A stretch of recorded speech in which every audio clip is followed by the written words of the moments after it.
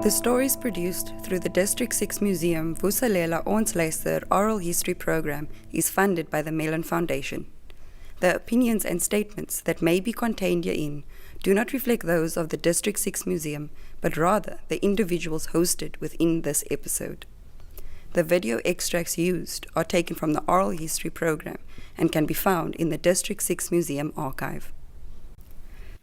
There we go. There we go. Thank you.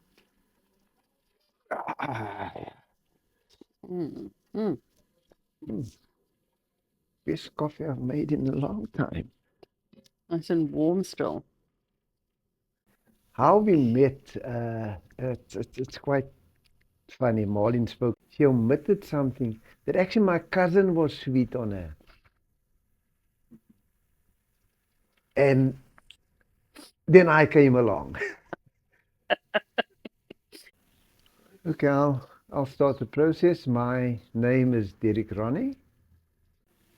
I am Marlene. Marlene Ronnie, wife of Derek, or the better half of him.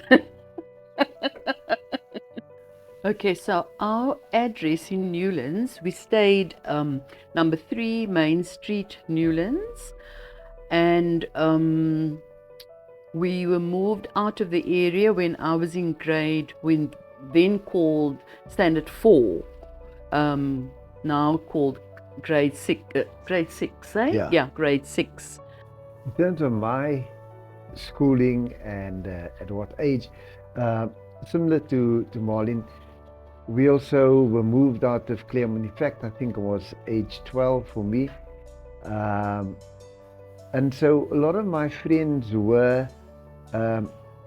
sort of white and not a lot. There were about 2 or 3 families that we sort of engaged with. My other friends were those who I'd met at Rosemead Primary, and I can even recall the names. There was a Brian Price and a Brian Hearns and a Maureen Cullis. Those were just some of the names, and so they were my sort of school friends. The other friends were the friends obviously in Heather Street, and we used to play cowboys and crooks. We used to play hide and seek. In fact, Heather Street became both our Newlands cricket ground and also, our Wembley, because we would play cricket and we would play our soccer. And if we then challenged the other streets in the area, like Stanley Road, Thompson Road, we would go as a street and not as like a group of colored boys or a group of white boys. So From a child to about age 11, 12, I don't think you paid a lot of attention to the difference, that there was a difference between you and your white neighbor. As far as you were concerned, you were the same, because they didn't treat us any differently. They didn't say, look, you can't do this or you can't do that because of your color. When I walked to our church, which was in 2nd Avenue, there the neighborhood was sort of more more diverse in terms of Christian and Muslims and that sort of thing. But that didn't stop me, because we didn't have immediate Muslim neighbors, from having some close friends who were in fact of the Muslim faith. And it's quite strange, we never allowed our religious differences to, impact on who we were and what we did in that. So there was a good richness there. So you'd find the mosque in Harvey Road, and then our church in 2nd Avenue. And of course we'd hear, when the Muslims are called to pray and that. And I think there was a good sense of community rather than, oh, these are Muslims and these are Christians. We had quite a few, like our neighbors on the left and on the right. There were younger children, and on the opposite side. My mom was always very careful. We couldn't go very far. And we used to have a house with a huge stoop and a high wall. And so we would often sit on the wall. There was a stoop, a wall around the stoop, and along the side of the house, because we lived in a semi-detached house. So between the two houses, there was this wall, and we often sat on that wall. And my mom used to always make sure that we either have a book or we have our knitting. Our opposite neighbor, because the houses, the properties were quite big, the house immediately opposite, which was a white family, they had lots of fruit trees. So they had a lemon tree, they had naartjies. There was also a huge tree with avos, and we were quite amazed. We always used to get our avos from that tree. And then there were plum trees on both properties. So the neighbor would often say, bring your basket and come and pick some fruit. And so that is what my mom allowed us to do, from one house to the other household, but we couldn't go far. My dad received a notice from the what we used to call the department, and it was the group areas department, to say that in terms of the color of his skin, he was living in Claremont illegally, and as such we had to move. And I think the cherry on the cake, well, I'm not even sure if it's a cherry really, was when he had to actually go to court and go and plead guilty to living in Claremont illegally. This after we'd been there for they'd been there for 32 years at the time. And now to be told that, and it was based purely on the color of their skin. And I mean, it applied to not only the row of houses in Heather Street, but the entire sort of Claremont area and other areas. Our understanding about apartheid was probably very limited because our parents didn't really talk about it a lot. We were just always consciously aware of the times when we sort of had to go to town, go out to Sunday school or to church or go, and we got into that bus and we were told that we were not allowed to sit downstairs where the whites were sitting, because that was only for a certain color skin, and we had to go upstairs. As children, my parents never made us feel that we were different, so we never felt like, we were being pushed aside or pushed around by these people.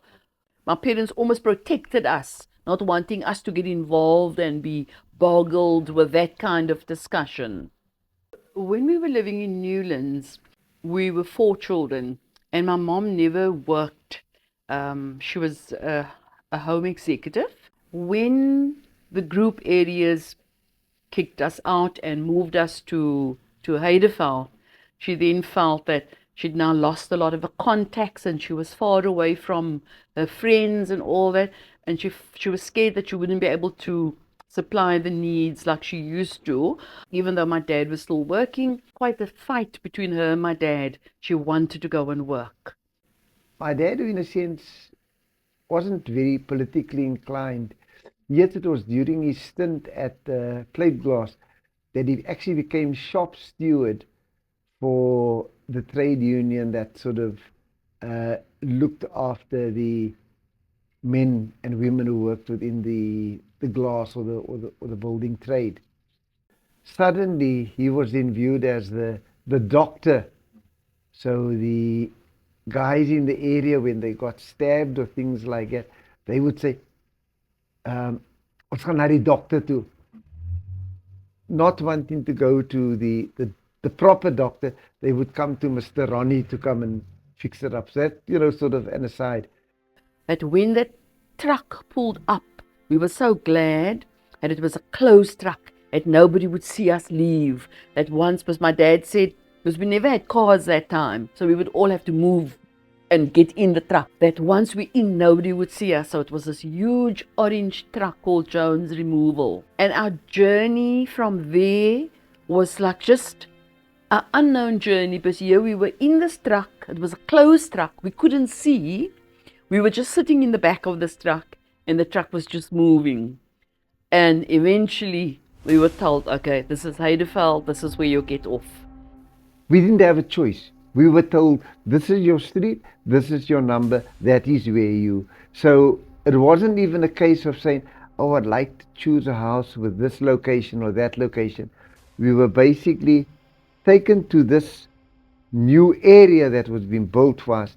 And it was really built blocks and rows of houses without character. And in fact, it showed no identity of who we were. My mom was upset for weeks. She wouldn't unpack the boxes. She wouldn't, because she was sure that we were going to get the other house, that we're going to be moving out of this house where there was just sand all around. There was no path. There was no fence around the house. That's what we remember. There was not even a fence around the house. It was just this house standing in the middle with a whole lot of unfinished building structures around us. And she refused to unpack the boxes. She said the only thing that she was going to unpack was the essentials, was the plates and the cups and the sauces, and so that we can just eat. But she wasn't going to unpack anything else. Yet it's quite ironic that our neighbors, in Claremont, were also allocated a house next to us. So that was almost comforting that, at least we wouldn't. But everybody else was totally new to us. Directly opposite our house was a sort of a clay field, really. And that, so I can remember, that became, oh, well, there's a place to play, because there weren't parks and, recreational grounds. So at least we could play on that. But the question that we did ask, who's going to be our friend? Who are we going to grow up with?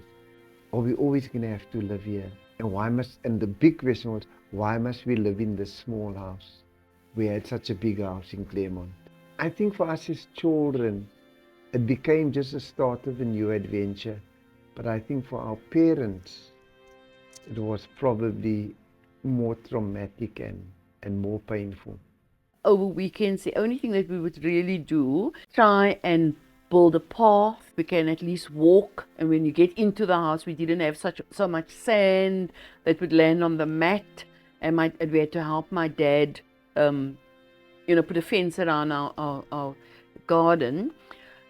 Of course, the first thing my parents looked for was, where are we going to go to church? There was no church.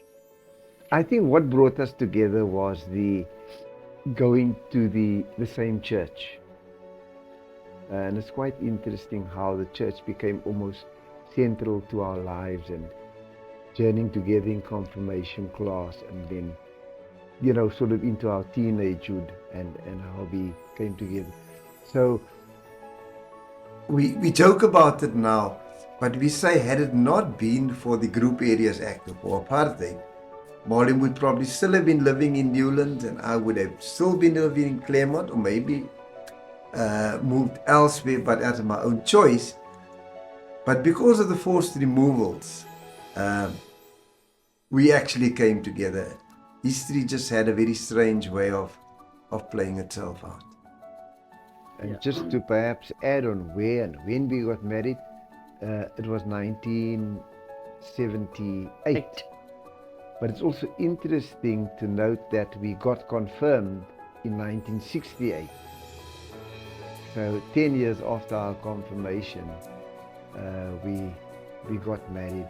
And we moved to Wetton in April 1994. I think for the first time, we were able to make our own choices rather than other people deciding where we can live and with who we can live. So that was, the very distinct difference of living here. 66 and eventually we ended up here. Now let's do some maths quickly. When we moved in 1994? Yes. It's 28 years. 28 years, yeah. Yeah, sure. Think of moving back to Claremont. I don't think the thought has ever, well, definitely didn't, as a couple, it didn't cross our mind of moving back there. The the reality of it is that I don't think we'd be able to afford moving back to Claremont, because the prices and the gentrification of that area has made it almost economically exclusive for the real top earners. So definitely, even if we wanted to, we wouldn't be able to. Life is just different now, and I'm happy. I'm happy where I am. It's good to talk about it, but I don't think I'd move back. Yeah, we've made a life here. I think over and above that experience, and I think, what we would teach our kids is that firstly, the whole issue of color should not be something that determines their choices in terms of their friendships, their relationships, and how they treat people. So that was the one thing. But the other big lesson is that never forget your past. I'm not saying live in the past, but never forget it so that you don't make the same mistakes in the future.